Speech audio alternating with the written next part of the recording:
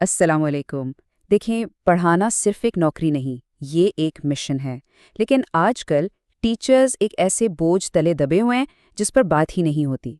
تو آج ہم نہ صرف اس پوشیدہ بوجھ کو سمجھنے کی کوشش کریں گے، بلکہ ایک ایسے حل پر بھی نظر ڈالیں گے جو ان کی پوری پروفیشنل زندگی کو بدل سکتا ہے۔ بات یہ ہے کہ تعلیم کا اصل کام صرف کتابیں پڑھا دینا نہیں ہے، اس کی ذمہ داری تو کردار بنانا اور ذہن کو نشوونما دینا بھی ہے۔ اور یہی وہ گہری ذمہ داری ہے جو ٹیچنگ کو ایک عام نوکری سے کہیں بڑا ایک مشن بنا دیتی ہے۔ لیکن مسئلہ یہ ہے کہ ہمارے تعلیمی نظام میں ایک ٹرینڈ بڑھ رہا ہے، ٹیچرز پر غیر ضروری بوجھ ڈالا جا رہا ہے، اور یہ چیز ان کے اصل مقصد کے راستے میں ایک بہت بڑی دیوار بن کر کھڑی ہو گئی ہے۔ ہوتا یہ ہے کہ ٹیچرز کو اکثر ایسے کاموں میں لگا دیا جاتا ہے جن کا پڑھانے لکھانے سے کوئی سیدھا تعلق ہی نہیں ہوتا۔ اس سے ہوتا کیا ہے؟ ان کا قیمتی وقت اور ان کی توانائی دونوں ان چیزوں پر ضائع ہو جاتی ہیں جو اصل میں اہم نہیں ہیں، اور اصل اہمیت تو طلباء کی ہے۔ اچھا، تو یہ غیر ضروری بوجھ ہے کیا؟ آئیے کچھ مثالیں دیکھتے ہیں، جیسے کہ فضول قسم کی اضافی رپورٹس بنانا یا ایسے نوٹس تیار کروانا جن کا کوئی خاص مقصد ہی نہ ہو، اور پھر وہ انتظامی کام ہیں جو بس وقت ضائع کرتے ہیں۔ یہ سب چیزیں مل کر ٹیچر کی توجہ اس کے اصل کام سے یعنی پڑھانے سے ہٹا دیتی ہیں۔ اب سوال یہ پیدا ہوتا ہے کہ اس بوجھ کا اثر کہاں تک جاتا ہے؟ کیا یہ صرف ٹیچر کو تھکا دیتا ہے؟ نہیں، اس کا اثر اس سے کہیں زیادہ گہرا ہے اور یہ پورے تعلیمی ماحول کو خراب کرتا ہے۔ یہ سلائیڈ اس تعلق کو بہت زبردست طریقے سے دکھا رہی ہے۔ ایک طرف دیکھیں، جب ایک ٹیچر تھکاوٹ، ذہنی دباؤ اور بیزاری کا شکار ہوتا ہے تو اس کا سیدھا اثر دوسری طرف طالب علم پر پڑتا ہے۔ طالب علم کو اچھی رہنمائی نہیں ملتی، اس پر انفرادی توجہ کم ہو جاتی ہے اور نتیجتاً اس کی تعلیمی رفتار بھی سست پڑ جاتی ہے۔ تو یہ ایک زنجیر کی طرح ہے جو پورے سسٹم کو اپنی لپیٹ میں لے لیتی ہے۔ تو پھر اس مسئلے کا حل کیا ہے؟ کیا کوئی طریقہ ہے؟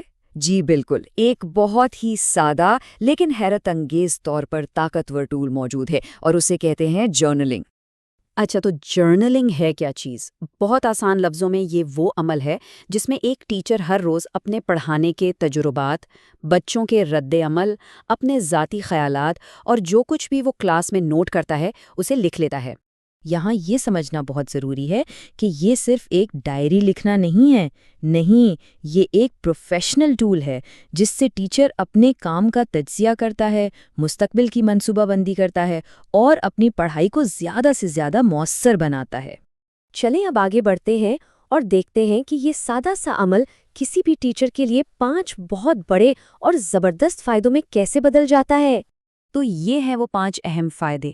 پہلا، تعلیمی تجزیہ۔ دوسرا، ذہنی سکون اور تخلیقی صلاحیت۔ تیسرا، ذاتی نشوونما۔ چوتھا، طلباء کی بہتر رہنمائی۔ اور پانچواں، پیشہ ورانہ تحفظ۔ آئیے اب ایک ایک کر کے ان سب کو سمجھتے ہیں۔ پہلا فائدہ ہے تعلیمی تجزیہ۔ جرنلنگ سے ٹیچر کو صاف صاف پتہ چل جاتا ہے کہ کون سے ٹاپکس بچے سمجھ گئے ہیں اور کہاں انہیں مزید مدد کی ضرورت ہے۔ اس سے وہ اپنی پڑھانے کی حکمت عملی کو فوری طور پر بہتر بنا سکتے ہیں۔ دوسرا فائدہ ہے ذہنی وضاحت کا۔ دیکھیں، جب ہم لکھتے ہیں تو ہمارے الجھے ہوئے خیالات سلجھ جاتے ہیں، اس سے ذہن صاف ہوتا ہے اور پڑھانے کے لیے نئے تخلیقی آئیڈیاز سامنے آتے ہیں۔ تیسرا، یہ اپنی ذات کو بہتر بنانے کا ایک بہترین ذریعہ ہے۔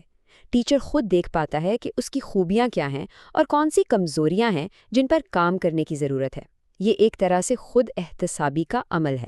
چوتھا فائدہ یہ ہے کہ جب ٹیچر روزانہ بچوں کا مشاہدہ لکھتا ہے تو وہ ہر طالب علم کی ضرورت اور اس کے سیکھنے کے انداز کو بہت گہرائی سے سمجھنے لگتا ہے، اور پھر وہ اسے زیادہ بہتر طریقے سے گائیڈ کر پاتا ہے۔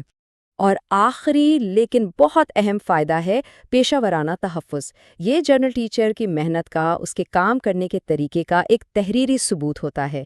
کسی بھی قسم کے جائزے یا میٹنگ میں یہ ریکارڈ بہت کام آ سکتا ہے۔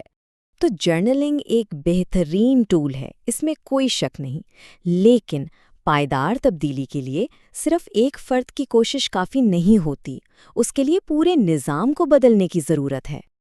اور یہاں اسکول انتظامیہ کا کردار بہت اہم ہو جاتا ہے۔ انہیں کیا کرنا چاہیے؟ ٹیچرز کے کاموں کو ترجیح دیں، غیر ضروری رپورٹس کا بوجھ کم کریں، انہیں پڑھانے میں زیادہ آزادی دیں اور جرنلنگ کے عمل کی حوصلہ افزائی کریں۔ اور اگر ایسا ہو جائے تو یہ صرف ایک ٹیچر کے لیے نہیں بلکہ پورے تعلیمی نظام کے لیے ایک مثبت انقلاب ثابت ہو سکتا ہے۔ سوچیں، ایک چھوٹی سی تبدیلی اسکول کے پورے کلچر کو کتنا بہتر بنا سکتی ہے۔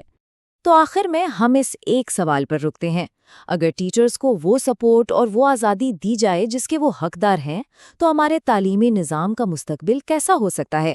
ہمارے بچوں اور ہمارے معاشرے کے لیے کون سے نئے دروازے کھل سکتے ہیں؟